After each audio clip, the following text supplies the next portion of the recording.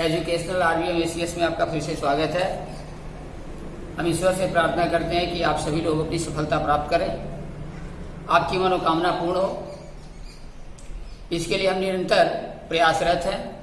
यहाँ जो भी विषय पढ़ाए जा रहे हैं वे पूरी लगन, निष्ठा और विस्तार से पढ़ाए जा रहे हैं। हम आशा करते हैं कि ये सभी वीडियो आपके लिए वरदान साबित हो। यदि ये सभी वीडियो आपको पसंद आता है तो आप इसे लाइक, शेयर एंड सब्सक्राइब करें, जिससे हमारे द्वारा बनाए गए वीडियो के नोटिफिकेशन सबसे पहले आपको प्राप्त हो सके। और साथ ही आप सभी कृपा करके इसे अपने भाइयों, बहनों एवं दोस्तों के साथ भी शेयर करें, जिससे वे भी इसका लाभ उठा सके। आगे हम समय को ध्यान में रखते हुए अपने विषय पर चलते हैं। देखिए, अब एक्सरसाइज 13.2 में हम लोग ठोसों के संयोजन का आयतन पढ़ेंगे। इसमें पढ़ना है ठोसों के संयोजन का आयतन। ठीक है, ठोसों के संयोजन का आयतन मतलब जैसे दो ठोस अगर एक जगह मिला दिए जाते हैं, जैसे कि मान लो कोई अर्धगोला दिया है, इस अर्धगोले के ऊपर बना के मिला दिया गया शंकु, तो ठोसों का एक संयोजन हो गया। ठीक है, या कोई मान लो बेलन दिया है और इस बेलन के ऊपर जो है कोई अर्धगोला ऐसे बना दिया गया, ये भी ठोसों का क्या हो गया? संयोजन हो गया। मतलब दो ठोस से क्या किए गए? एक साथ जोड़ दिए गए। इसीलिए इसको अब हमें ऐसे ही ठोसों के संयोजन का आयतन याद करना है। ठीक है, तो इसमें हमको याद रखना है, जैसे फार्मूला तो हम इसके सबसे पहले ही शुरू में बता दिए थे कि बेलन का आयतन क्या होता है, बेलन का वक्र पृष्ठ क्या होता है, बेलन का संपूर्ण पृष्ठ क्या होता है, शंकु का आयतन क्या होता है, शंकु का वक्र पृष्ठ क्या होता है, शंकु का संपूर्ण पृष्ठ क्या होता है, गोले का संपूर्ण पृष्ठ क्या होता है, अर्धगोले का संपूर्ण पृष्ठ क्या होता है। इन सब चीज़ों के बारे में हम सबसे पहले स्टार्टिंग में ही इनके आयतन और पृष्ठ के पृष्ठीय क्षेत्रफल से संबंधित जानकारी पहले ही बताया जा चुका है। अब हम लोग क्या करेंगे, इसमें ठोसों के संयोजन का आयतन याद करेंगे। देखिए क्वेश्चन में क्या दिया है, पहला क्वेश्चन पर ध्यान दें क्या दिया है। पहला क्वेश्चन इसमें दिया है कि एक ठोस एक अर्धगोले पर खड़े एक शंकु के आकार का है। एक ठोस जो है एक अर्धगोले पर खड़े एक शंकु के आकार का है, जिसकी त्रिज्या 1 सेंटीमीटर है। एक ठोस अर्धगोला मतलब ऐसे एक अर्धगोला बना है और यह अर्धगोला क्या है? ठोस। ठीक है, तो कह रहा है कि एक ठोस एक अर्धगोले पर खड़े एक शंकु के आकार का है। एक अर्धगोला के ऊपर एक शंकु के आकार बना है, ऐसे हो गया ना। एक अर्धगोले के ऊपर क्या है?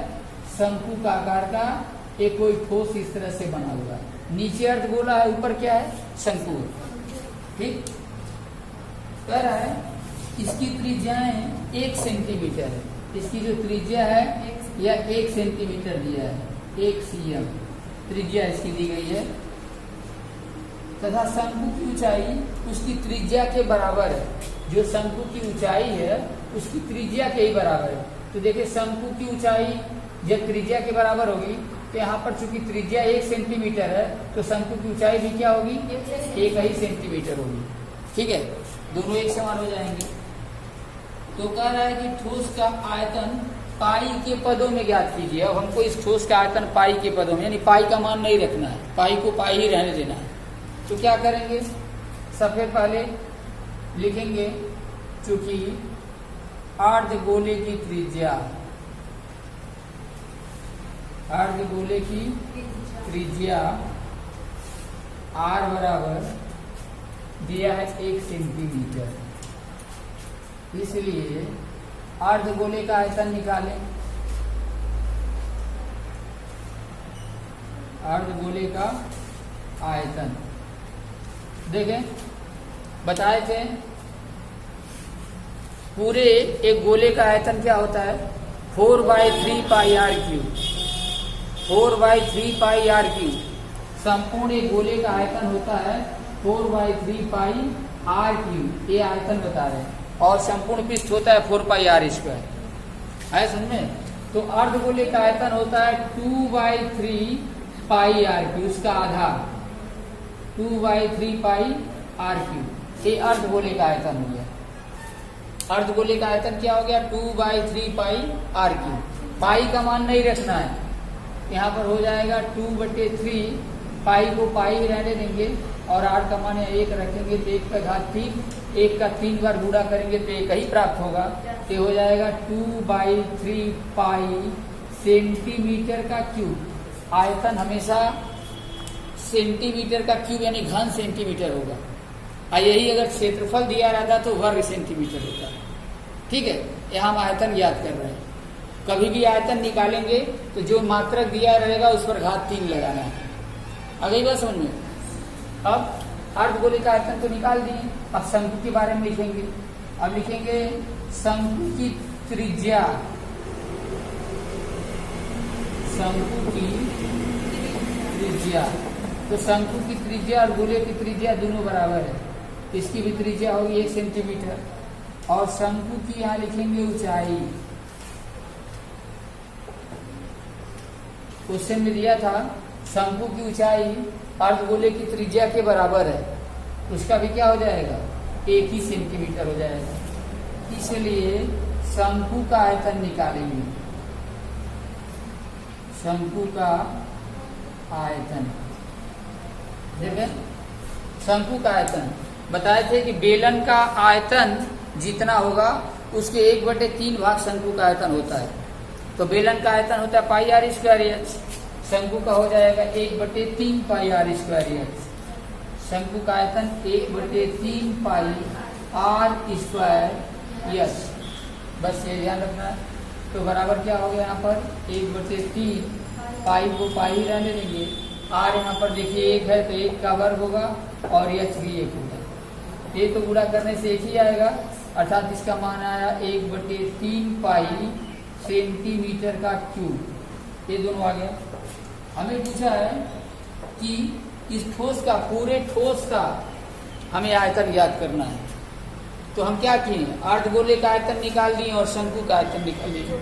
दोनों आयतन को जोड़ दें, पूरे ठोस का आयतन ज्ञात हो जाएगा। तो अब हम लिखेंगे यहाँ पर देखिए पूरे ठोस का आयतन। पूरे ठोस का आयतन बराबर क्या होगा, बेलन अर्धगोले और धन शंकु। अर्धगोले और प्लस शंकु का आयतन दोनों जोड़ देंगे। अर्धगोले प्लस शंकु का आयतन। तो अर्धगोले का आयतन यहाँ निकाले थे, देखे 2/3π। इसका निकाले 1/3π। यहाँ पर हो गया 2/3π प्लस 1/3π। दोनों जोड़ेंगे, पाई पाई तो पाई रहेगा। 2/3 1/3 जोड़ेंगे तो 3/3 आएगा। 3/3 पाई। इसका मतलब हो गया पूरा 1 पाई, यानी केवल पाई। ये हमारा आंसर हो जाएगा पाई सेंटीमीटर का क्यूब। ठीक है, ध्यान से देखिए फिर से एक बार। क्वेश्चन में दिया है कि एक अर्धगोला है, एक ठोस अर्धगोला है और ठीक इस अर्धगोले के ऊपर एक शंकु है। तो इस पूरे ठोस का हमें आयतन ज्ञात करना है। अर्धगोले की त्रिज्या 1 सेंटीमीटर है और शंकु की ऊंचाई अर्धगोले की त्रिज्या के ही समान है, त्रिज्या के ही बराबर है। तो हम क्या किए हैं, अर्धगोले की त्रिज्या यहाँ r बराबर 1 सेंटीमीटर ले लिए हैं। तो अर्धगोले का आयतन निकाले हैं। अर्धगोले का आयतन होता है 2/3πr³। फार्मूला याद रखना है, ठीक है, बिना फार्मूले का सवाल नहीं लगेगा। तो 2/3π और r की जगह पर 1 रखेंगे, 1 के घात 3। तो 1 का तो हम 3 बार गुणा करें चाहे 2 बार गुणा करें 1 ही आएगा। तो केवल यहाँ पर बचा है 2/3π। अब चूंकि दिया है कि शंकु की ऊंचाई अर्धगोले की त्रिज्या के बराबर है, तो चूंकि शंकु की त्रिज्या अर्धगोले की त्रिज्या होगी तो शंकु की त्रिज्या भी हो जाएगी 1 सेंटीमीटर। और शंकु की जो ऊंचाई है वह अर्धगोले की त्रिज्या के ही बराबर है, इसलिए शंकु की ऊंचाई हो गई 1 सेंटीमीटर। आज शंकु के आयतन का फार्मूला होता है 1/3 पाई r²h, ये शंकु के आयतन का फार्मूला है। ठीक है, 1/3 पाई r², 1 का वर्ग, h का मान भी 1 है, तो इन तीनों 1 का गुणा करेंगे, 1 गुणे 1 गुणे 1 तो 1 ही आएगा, 1/3 पाई होगा। अब पूछा है पूरे ठोस का आयतन ज्ञात कीजिए, तो अर्धगोले का आयतन धन शंकु का आयतन, अर्धगोले का आयतन है 2/3 पाई और इसका आया है 1/3 पाई। दोनों को ऐड कर लेंगे तो पाई पाई वैसे ही रहेगा, ऐसे जो जोड़ेंगे 2/3 धन 1/3, तो देखें लसअ तो 3 ही रहे, यहाँ 2 धन 1 ऊपर वाले अगर हर बराबर हो तो ऊपर वाले को केवल अंश को जोड़ लेते हैं। ठीक है, तो 2 1 क्या होगा 3/3 होगा, तो 3/3 पाई का मतलब क्या होगा 1 हो गया, यानी केवल पाई सेंटीमीटर क्यूब। यह जो पूरे ठोस का आयतन है। देखिए क्वेश्चन नंबर 2 में चलते हैं। क्वेश्चन नंबर 2 में क्या बता रहा है कि इंजीनियरिंग का छात्र जो रचेल है उसके द्वारा एल्युमिनियम की पन्नी से एक ऐसा मॉडल बनाने के लिए कहा गया जो जिसका एक भाग बेलनाकार हो और इस बेलनाकार भाग के दोनों सिरों पर 2 शंकु जुड़े हुए हैं, मतलब इधर भी ऐसे एक शंकु है और ऊपर भी एक शंकु है, दोनों बीच का भाग बेलनाकार हो।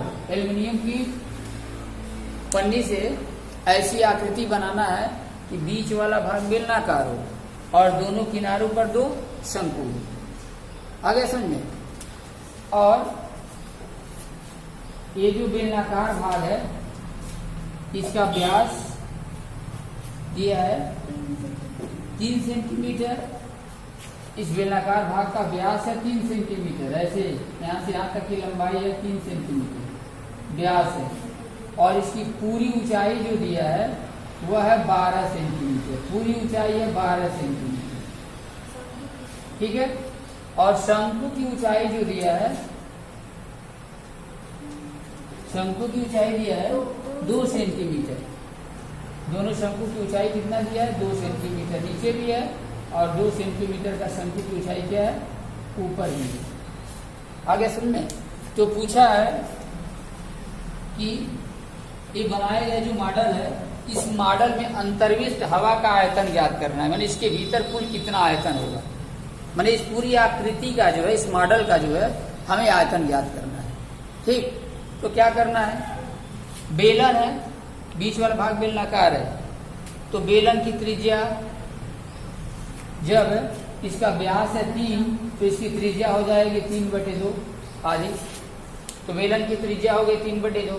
अब बेलन की ऊंचाई निकालना है, तो बेलन की ऊंचाई क्या है, देखिए शंकु की ऊंचाई 2 है, तो 2 इधर भी है 2 इधर भी है, 4 हो गया, तो 12 में से 4 घटा देंगे तो बीच वाला क्या बचेगा 8, तो शंकु की ऊंचाई कितनी हो गई 8 सेंटीमीटर। पूरे मॉडल की ऊंचाई 12 है, 2 मीटर ऊंचाई वाला शंकु नीचे भी है, 2 मीटर ऊंचाई वाला शंकु ऊपर भी है, तो 2 कितना हुआ 4, तो इस 12 में से 4 घटा देंगे तो क्या बचेगा 8, अर्थात बेलन की ऊंचाई 8 सेंटीमीटर। अब बेलन की त्रिज्या 3/2 सेंटीमीटर। ठीक है, तो बेलन का आयतन निकाल लें, और शंकु की त्रिज्या 3/2, शंकु की ऊंचाई 2 सेंटीमीटर, इसका भी आयतन निकाल लें, दोनों को ऐड कर दें, वही पूरे मॉडल का जो है आयतन ज्ञात हो जाएगा। तो हम लिखेंगे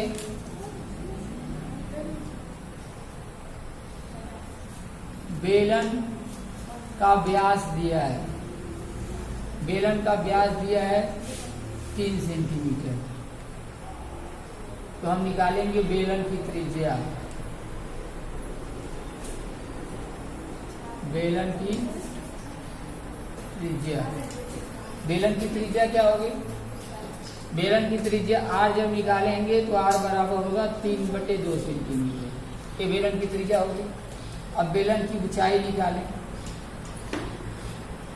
बेलन की ऊंचाई h बराबर, तो देखिए पूरी ऊंचाई दिया था 12, अब 12 में से हम बताएं कि ऊपर भी 2 मीटर ऊंचाई का शंकु है, नीचे भी 2 मीटर का, जैसे यहाँ तक जो भाग हमारा बेलन का है और इसके नीचे जो भाग है हमारा यहाँ से यहाँ तक ये शंकु है, तो यहाँ भी 2 है और इसके ऊपर भी यहाँ से लेकर के यहाँ तक की जो शंकु की ऊंचाई ये भी 2 है। तो 2 2 4 घटा देंगे, जब पूरी ऊंचाई 12 में से 4 घटा देंगे तो अंदर वाला बीच वाला भाग क्या होगा 8 हो जाएगा। तो 12 में से 4 हमें घटा देना है, बचेगा 8 सेंटीमीटर। ये क्या हो गया बेलन की ऊंचाई हो गई। अब बेलन का आयतन ज्ञात कर लें, तो लिखेंगे इसलिए बेलन का आयतन, बेलन का आयतन, बेलन का आयतन होता है पाई r² h, ये बेलन का आयतन है। मान रख दें पाई का हमारा भी हम पाई रहने देते हैं, r² दिया है तो r की जगह पर देखिए 3/2 है, 3/2 का होल स्क्वायर और इंटू h की जगह पर 8। यहाँ पर क्या मान आया पाई गुणे 3 का वर्ग हो गया 9/4 गुणे 8। अब यहाँ 4 से 8 को कटा देंगे 2 बार, तो 9 दूनी 18, यानी 18 पाई सेंटीमीटर का स्क्वायर। ये बेलन का आयतन मालूम हो गया। ठीक है, अब दोनों शंकु का आयतन निकाल दें, चाहे एक शंकु का आयतन निकाल लीजिए, उसमें 2 से गुणा कर दीजिए। ठीक, तो हम दोनों शंकु का एक ही बार निकाल देते हैं और लिखेंगे यहाँ पर शंकु की त्रिज्या। तो शंकु की त्रिज्या भी बेलन की त्रिज्या के बराबर होगी। तो बेलन की त्रिज्या है 3/2, तो शंकु की त्रिज्या हो जाएगी 3/2 सेंटीमीटर। क्यों होगी? क्योंकि हम बताए हैं कि बेलन के ऊपर ही शंकु है, इसीलिए बेलन और शंकु दोनों की त्रिज्या बराबर होगी। तो शंकु की त्रिज्या हो गई 3/2 और शंकु की ऊंचाई, शंकु की ऊंचाई जो है ये दिया गया है 2 सेंटीमीटर। ठीक है, इसलिए निकालेंगे शंकु का आयतन, इसलिए शंकु का आयतन। तो देखिए शंकु का आयतन क्या हो गया, एक शंकु का अगर हम आयतन निकालेंगे तो शंकु का आयतन होता है 1/3 पाई r² h। ये शंकु का आयतन का फार्मूला है 1/3 पाई r² h। अब यह मान रखे 1/3 पाई r² रखेंगे तो देखें r का मान हम बताएं 3/2, h का मान 2, r का मान 3/2, h का मान 2 है। तो r² की जगह पर लिख देंगे 3/2 का होल स्क्वायर और h की जगह पर 2। अब इसको हल करेंगे, फिर बराबर देंगे 1/3 गुणे, सॉरी 1/3 पाई है गुणे 3 का वर्ग हो गया 9, 2 का वर्ग हो गया 4 गुणे 2। ठीक है, अब यहाँ पर 2 से 4 को घटा सकते हैं 2 बार में नीचे, और 3 से 9 को घटा सकते हैं 3 बार में, तो आ गया 3/2 पाई, 3/2 पाई सेंटीमीटर का क्यूब। ये आ गया हमारा शंकु का आयतन, और यहाँ आया था ये 18 पाई बेलन का आयतन। ठीक है, बेलन का आयतन आ गया था 18 पाई, यहाँ पर दिया है, और शंकु का आयतन हम यहाँ पर निकाले हैं 3/2 पाई। अब पूरे ठोस का आयतन निकालना है तो दोनों को क्या करेंगे, जोड़ देंगे। यहाँ पर लिखेंगे अब पूरे ठोस का आयतन, पूरे ठोस का आयतन या पूरे मॉडल का आयतन लिख देते हैं।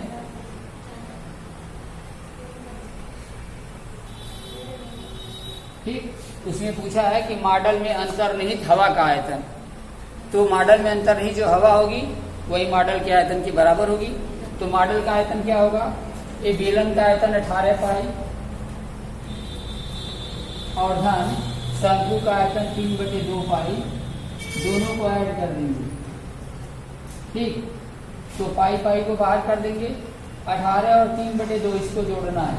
देखिए पाई तो दोनों में कॉमन हो जाएगा, 18 3/2 को यहाँ पर जोड़ के देख लें तो लॉस ऑफ आएगा 2, 2 से 18 में 36 होता है, आधान यहाँ पर 3 होगा, 39/2 पाई, 39/2 पाई सेंटीमीटर का क्यूब।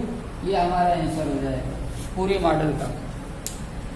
आगे बात समझ में, तो क्या किए, सबसे पहले बेलन का आयतन निकाला गया है, फिर शंकु की त्रिज्या और ऊंचाई दी गई है तो शंकु का आयतन निकाले हैं, और पूरे मॉडल में अंतर्निष्ठ हवा का आयतन निकालने के लिए बेलन का आयतन और शंकु का आयतन दोनों को, सॉरी एक चीज यहाँ पर देखिए छूटा अभी, यहाँ पर एक शंकु का आयतन ही निकाला गया है और ऊपर और नीचे यहाँ पर क्या है, दो शंकु दिए गए हैं, इसीलिए यहाँ पर 2 से गुणा भी करना है, यहाँ पर 2 से गुणा भी करना है।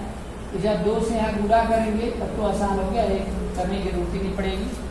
जब यहाँ 2 से गुणा करेंगे हम तो देखिए यहाँ 2 से 2 कैंसिल हो गया, ठीक। अब 18 पाई धन 3 पाई, तो 18 पाई और प्लस 3 पाई, 18 और 19 20 21 पाई हो गया, इतना सेंटीमीटर का क्यूब। यह हो गया पूरे मॉडल का आयतन, ठीक है। तो यहाँ पर एक शंकु का आयतन निकाला गया है, 2 शंकु का आयतन निकालेंगे जिसमें 2 से गुणा करेंगे तो 2 2 कट जाएगा, तो केवल 3 पाई बचेगा। तो 18 पाई है, 3 पाई है, दोनों को जोड़ देंगे तो 21 पाई हो गया। आ गया समझ में?